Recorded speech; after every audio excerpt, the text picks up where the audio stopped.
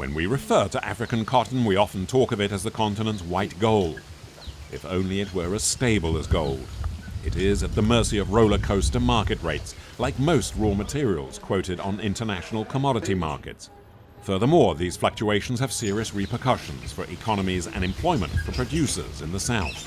Here again, the AAACP program is backing the cotton sector in the 4 main production regions, namely Western Africa, Central Africa, and Eastern and Southern Africa.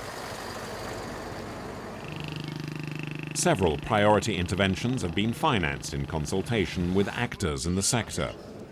These include the development of regional cotton strategies and training in risk management to help cope with fluctuating cotton prices.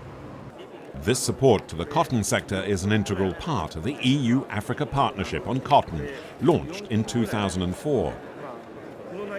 In Benin, Burkina Faso and Mali, the FAO, one of the program's partners, upscaled its integrated production and pests management approach as from 2007.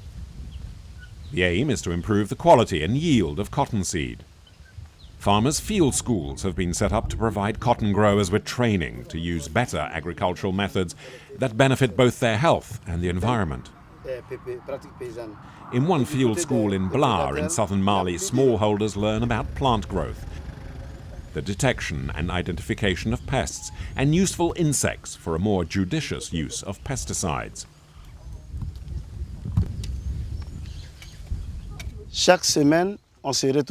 We meet up each week to monitor the plant's development.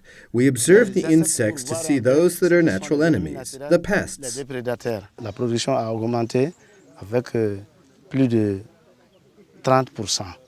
We've increased production by over 30%.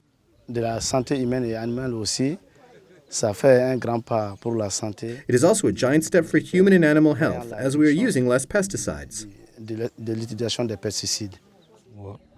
In less than 4 years, 16,000 Malian producers have received training.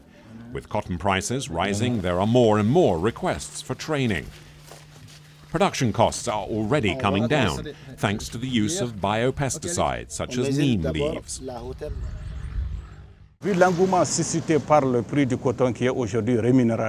People are encouraged by the high price for cotton and the growing demand.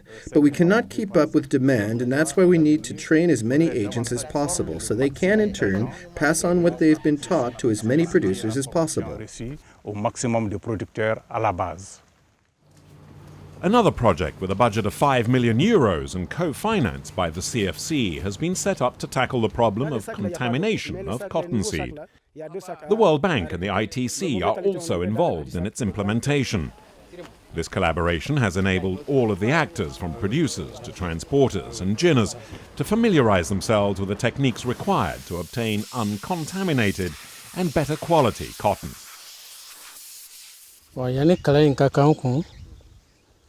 In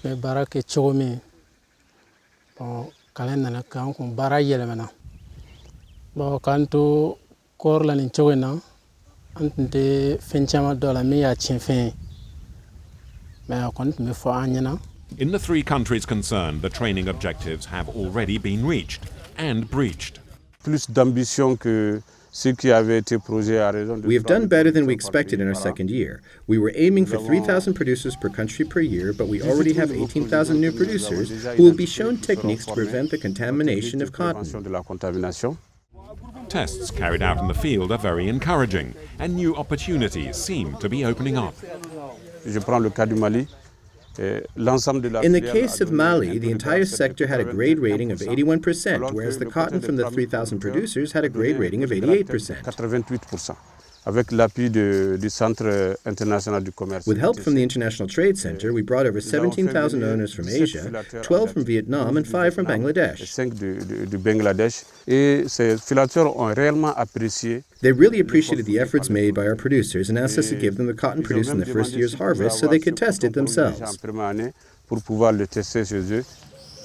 comply with the quality standards of the cotton market and strengthen their position worldwide, African cotton-producing countries must adopt an international system for quality evaluation. The AAACP program, with co-funding from CFC and under the supervision of the International Cotton Advisory Committee, has introduced a system of instrument testing to measure the quality of cotton fibers, which could be used in all cotton-producing countries.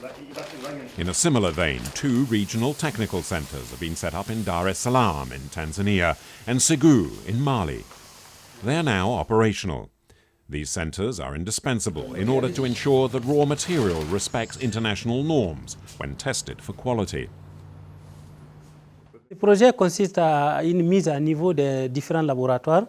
The aim of the project is to harmonize the various laboratories in the sub-region, Central Africa and Eastern Africa. This will help us get a clearer picture of our cotton production and help us classify our cotton more accurately and sell it more competitively on international markets. Cotton from the production areas of the Project for the Prevention of Cotton Seed Contamination arrives here at the Certifex Technical Centre in Ségou, where it is tested to establish its degree of contamination.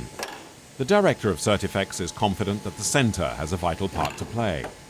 Grâce à la création de ce centre technique régional, nous avons pu Thanks to the creation of this regional technical center, we have been able to train cotton sector workers, notably the quality controllers from various cotton companies, how to apply the integrated measurement system.